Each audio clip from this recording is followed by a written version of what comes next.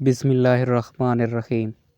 حضرت عیسیٰ علیہ السلام کان دجال کا خاتمہ نبی کریم صلی اللہ علیہ وسلم کی کس تلوار سے کریں گے، اور وہ تلوار اس وقت دنیا میں کہاں موجود ہے؟ مٹی کے بنے انسانوں کے لیے عبرت جو وقت کے فرعون بنے بیٹھے ہیں۔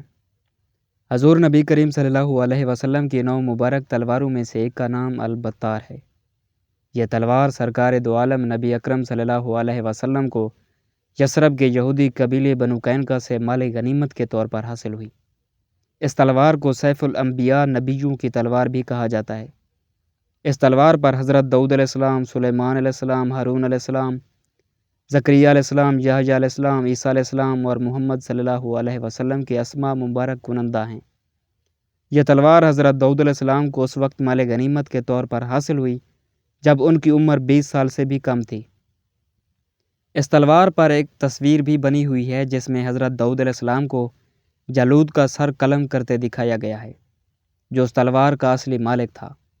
تلوار پر ایک ایسا نشان بھی بنا ہوا ہے جو بترا شہر کے قدیمی عرب باشندے البدیون اپنی ملکیتی اشیاء پر بنایا کرتے تھے۔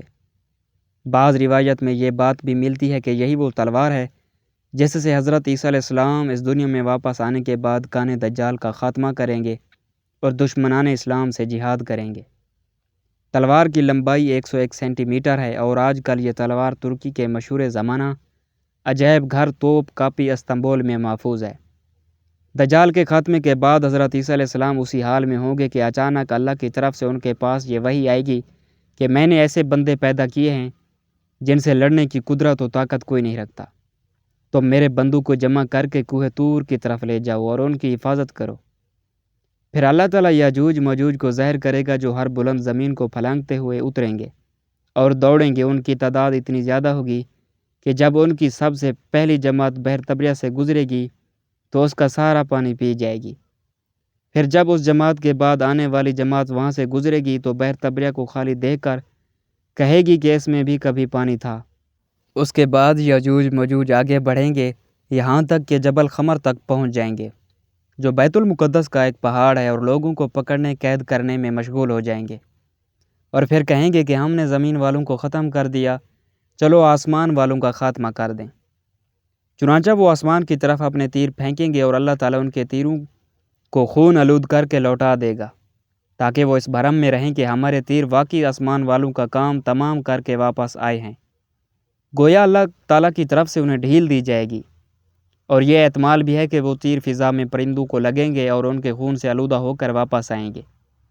بس اس میں اس طرف اشارہ ہے کہ دجال کا فتنہ زمین تک ہی محدود نہیں رہے گا بلکہ زمین کے اوپر بھی پھیل جائے گا۔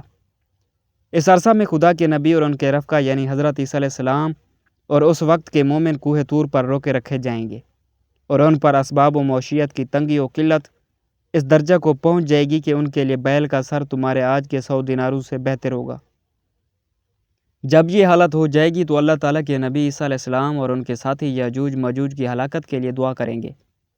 پس اللہ تعالیٰ ان کی گردنوں میں کیڑے پڑ جانے کی بیماری بھیجے گا، جس سے وہ سب اس طرح مر جائیں گے جس طرح کوئی ایک شخص مر جاتا ہے، یعنی نغف کی بیماری کی شکل میں ان پر خدا کا قہر اس طرح نازل ہوگا کہ سب کے سب ایک ہی وقت میں موت کے گھاٹ اتر جائیں گے۔ اللہ کے نبی اور ان کے ساتھی اس بات سے آگاہ ہو کر پہاڑ سے اتریں گے، اور انہیں زمین پر ایک بالشت کا ٹکڑا بھی ایسا نہیں ملے گا جو یاجوج ماجوج کی چربی اور بدبو سے خالی ہو۔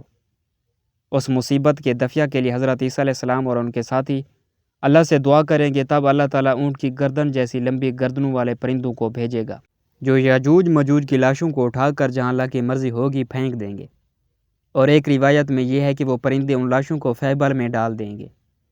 فیبل دراصل ایک جگہ کا نام ہے جو بیت المقدس کے علاقہ میں واقع ہے۔ دوسرے معنی گڑھا کے ہیں اور ایک معنی پہاڑ سے گرنے کے ہیں۔ اور مسلمان یاجوج ماجوج کی کمانوں، تیروں اور ترکشوں کو 7 سال تک چلاتے رہیں گے۔ پھر اللہ تعالیٰ ایک زوردار بارش بھیجے گا جس سے کوئی بھی مکان، خواہ وہ مٹی کا ہو یا پتھر کا، نہیں بچیں گے۔ وہ بارش زمین کو دھو کر آئینے کی طرح صاف کر دے گی۔ پھر زمین کو حکم دیا جائے گا کہ اپنے پھلوں یعنی اپنی پیداوار کو نکال اور اپنی برکت کو واپس لا۔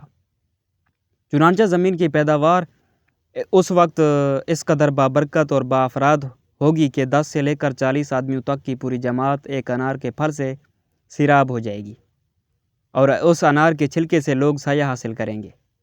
نیز دودھ میں برکت دی جائے گی، یعنی اونٹ اور بکریوں کے تھنوں میں دودھ بہت ہوگا، یہاں تک کہ دودھ دینے والی ایک اونٹنی لوگوں کی ایک بڑی جماعت کے لیے کافی ہوگی۔ دودھ دینے والی ایک بکری آدمیوں کی ایک چھوٹی سی جماعت کے لیے کافی ہوگی۔